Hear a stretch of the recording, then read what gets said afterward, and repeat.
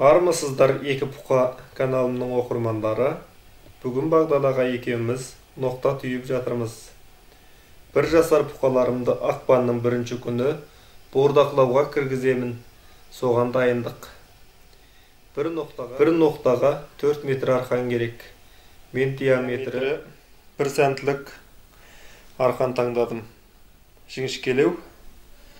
Ал жуан болып кетсе кішкене ыңғайсыздау болатын алдын басына. Сол үшін аз жіңішке арқан таңдадым. Сосын сапасы да жақсы. Арқан таңдадым. Айлан соқтың қалыңдауын алдым. Мен бұқаларымды ноқтамен байлайын деп шештім. Негізі сиыр баласын мүйізден байлауға болмайды. Мүйіздің түбін қиып, ет алуына әсер етеді. Сиыр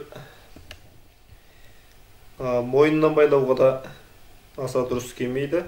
Сол үшін ноқтамен байлағандарыңыз өте дұрыс болады. Каналға жазылып, лайк басып, пікір қалдырып кетіңіз. Ноқтаның қалай жасалатынын қазір көрсетеміз. Ноқта тию үшін қанша метр жіп керек? Ноқта тию үшін 4 метр жіп керек. Bir бұқаға 4 метр жіп кетеді.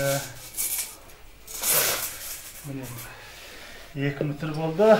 Бүкпейміз міне. Міне 4 метрге кетті жібіміз. Сонымен мына жағын бұлай түйір жағын 2-ке бөлеміз міне. 2-ке бөліп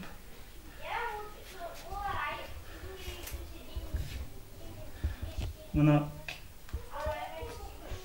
тамақтығы мына бір сүйен болса болды міне. 2 қабаттарында.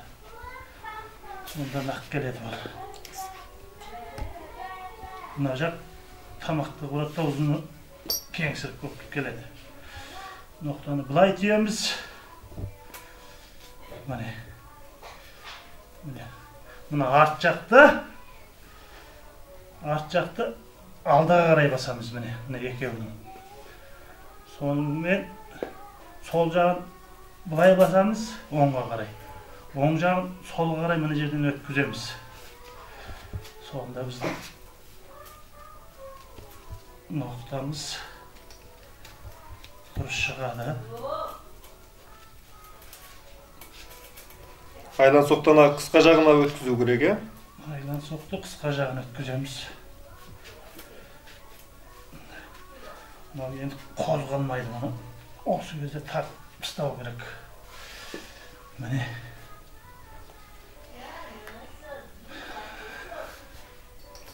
Біз айлан соқтың жуан жағын келтірдік. Мына жіңішке жағын ноқтаны қиып кете ма деген оймен жуан жағын салдық.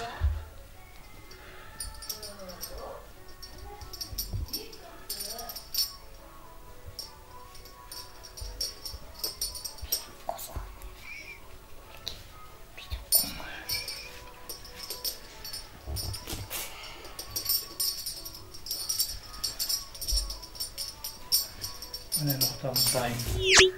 Бір ноқта дайын болды,